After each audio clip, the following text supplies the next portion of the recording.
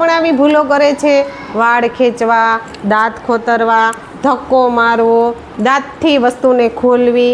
તો આ વિડીયો દરેક માતા પિતા જરૂરથી જુઓ. આ કુટેવો નાની છે પણ સંસ્કાર માટે મોટી વાત છે. તો બાળકને આજથી જ સારી ટેવો શીખવો.